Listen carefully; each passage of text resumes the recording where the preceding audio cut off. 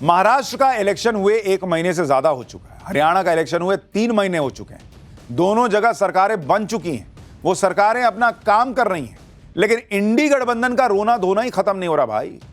पहले ये ईवीएम करके छाती पीटते थे, फिर कहने लगे कि इलेक्शन प्रोसेस में ही गड़बड़ी है, वोटर टर्नआउट में हेरफेर किया जा रहा है। आज इलेक्शन कमीशन ने इन सबका तगड़ा जवाब दिया और चुनाव आयोग ने ऐसा काम कर दिया जो दुनिया के किसी देश में आज तक नहीं हुआ। इसके बारे में आपको आगे बताऊंगा, लेकिन पहले देख लीजिए कि कैसे राहुल गांधी ने कांग्रेस के अधिवेशन में भी महाराष्ट्र के वोटर टर्नआउट और वोटर लिस्ट की बात उठा दी। राहुल गांधी ने कह दिया कि महाराष्ट्र में वोटर लिस्ट में बड़ा हेरफेर किया गया।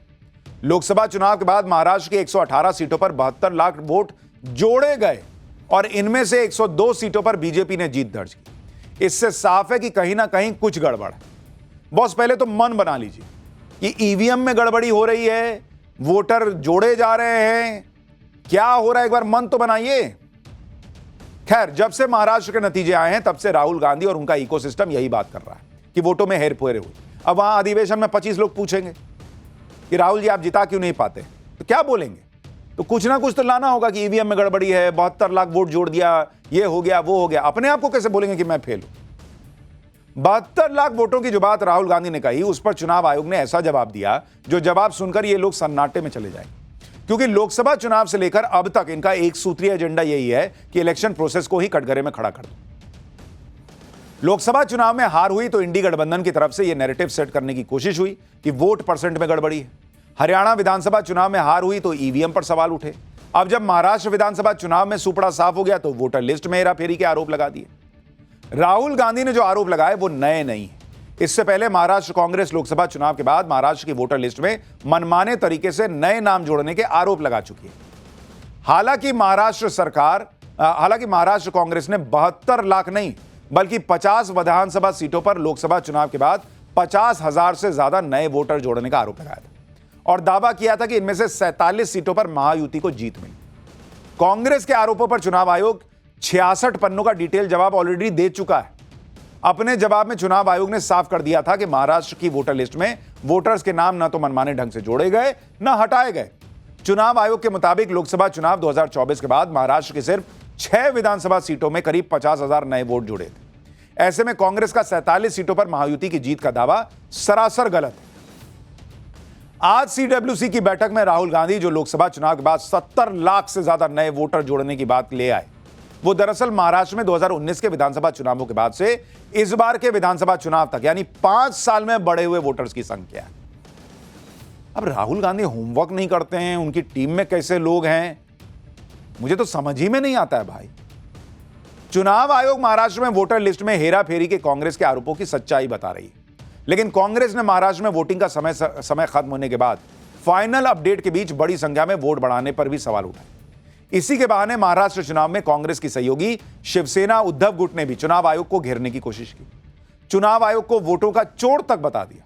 शिवसेना उद्धव गुट ने अपने मुखपत्र सामना में लिखा कि जिसकी लाठी उसकी भैंस की तर्ज पर हमारा लोकतंत्र चल रहा है। भारत का चुनाव आयोग लाठी है और यह लाठी फिलहाल मोदी शाह के हाथ में, इसलिए लोकतंत्र की भैंस उनकी ही है। महाराष्ट्र में विधानसभा चुनाव के आखिरी चरण में 76 लाख वोट बढ़ जाते हैं, वोटिंग परसेंट बढ़ जाता है और इस अचानक बड़े परसेंटेज पर बीजेपी और उसके 2 पिछलग्गू 225 सीटें जीतकर महाराष्ट्र में सरकार बनाते हैं।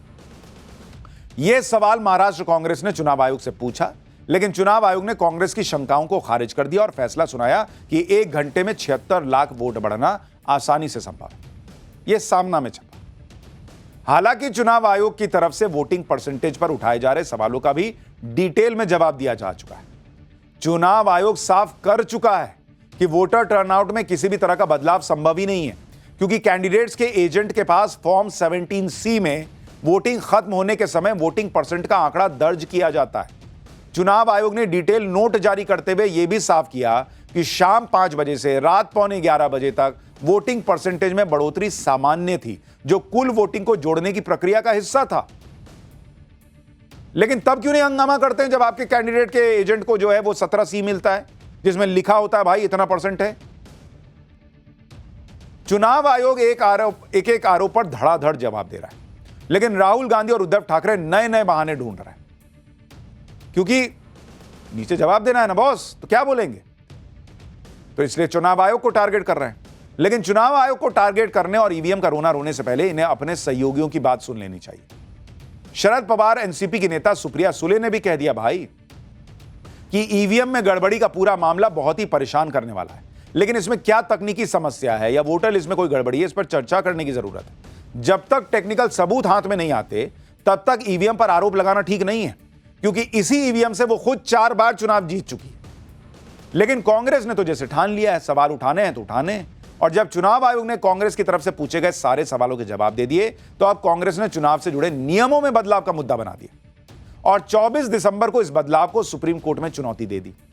दरअसल चुनाव आयोग की सिफारिश पर केंद्र सरकार ने 20 दिसंबर को चुनावी नियमों में संशोधन किया, जिसके तहत चुनाव से जुड़े दस्तावेजों के एक हिस्से को अब पब्लिक नहीं किया जाएगा, जिसमें सीसीटीवी कैमरा, वेबकास्टिंग फुटेज के साथ कैंडिडेट्स की वीडियो रिकॉर्डिंग जैसे कुछ इलेक्ट्रॉनिक दस्तावेज शामिल। चुनाव आयोग के मुताबिक यह इसलिए किया गया है ताकि आर्टिफिशियल इंटेलिजेंस यानी एआई की मदद से इस तरह की फुटेज का गलत इस्तेमाल रोका जा सके। इसके लिए कानून मंत्रालय ने कंडक्ट ऑफ इलेक्शन रूल्स 1961 के रूल 93 में संशोधन किया। इस नियम में चुनाव से जुड़े सभी दस्तावेज सार्वजनिक निरीक्षण के लिए उपलब्ध कराए जाने का प्रावधान था। लेकिन आज चुनाव आयोग ने चुनाव से जुड़ा वो डेटा जारी कर दिया, जिससे बार बार उठ रहे सवालों के जवाब देने की जरूरत ही नहीं पड़ेगी, क्योंकि हर सवाल का जवाब चुनाव आयोग के इस डेटा में मिल जाएगा। चुनाव आयोग ने आज इतनी विस्तृत रिपोर्ट जारी की जो दुनिया के किसी देश में नहीं हुई होगी बॉस। डेटा जारी करने के साथ चुनाव आयोग ने यह भी दावा किया कि इतना चुनावों से जुड़ी इतनी डिटेल और इतना डेटा दुनिया भर के किसी लोकतंत्र में कभी शेयर ही नहीं हुआ। चुनाव आयोग ने जो डेटा जारी किया है उसमें 2024 लोकसभा चुनाव से जुड़े डेटा की 42 स्टैटिस्टिकल रिपोर्ट है। 4 राज्यों अरुणाचल, आंध्र प्रदेश, ओडिशा और सिक्किम विधानसभा चुनाव जो साथ में हुए थे लोकसभा के, उनके 14 स्टैटिस्टिकल रिपोर्ट है, जिसमें सभी संसदीय और विधानसभा सीटों के voter, polling booth, voting percent, पार्टियों के वोट शेयर समेत तमाम जानकारी है। चुनाव आयोग दावा कर रहा है कि इस डेटा की मदद से चुनाव से जुड़े हर सवाल का जवाब आपको आसानी से मिल जाएगा और चुनाव के सिस्टम में जनता का विश्वास मजबूत हो। यह भी देख लीजिए कि चुनाव आयोग ने ऐसा क्यों कहा कि जितना डेटा वो शेयर कर रहा है उतना दुनिया के किसी दूसरे लोकतंत्र में शेयर नहीं होता, जिसके लिए चुनाव आयोग ने दूसरे देशों का उदाहरण भी दिया। जैसे भारत में साल 1951 में हुए चुनाव से अब तक के सभी चुनावों की रिपोर्ट चुनाव आयोग की वेबसाइट पर मौजूद है। लोकसभा चुनावों और विधानसभा चुनावों की एक एक सीट का डेटा दिया गया है। जबकि दूसरे लोकतंत्रों की बात करें तो ब्रिटेन, यूके में चुनाव आयोग की वेबसाइट पर सिर्फ साल 2015 में हुए संसदीय चुनाव का डेटा दिया गया है। वो भी चुनाव के 4 साल बाद 11 जुलाई 2019 को अपलोड हुआ। इसके अलावा दूसरे किसी चुनाव का डेटा यहां शेयर नहीं हुआ। अमेरिका में चुनाव आयोग की तरफ से सिर्फ चुनाव प्रचार में हुए खर्च और चुनाव की तारीखों की जानकारी दी गई। वोटर्स, कैंडिडेट्स, पॉलिटिकल पार्टीज, नतीजे और वोटिंग से जुड़ा कोई डेटा अमेरिका शेयर नहीं करता या किया है।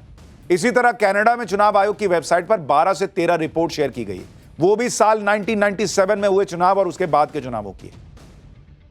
फ्रांस में चुनाव आयोग की वेबसाइट पर सिर्फ साल 2002 और उसके बाद के चुनावों के नतीजों से जुड़ी चुनिंदा जानकारियां शेयर की गई।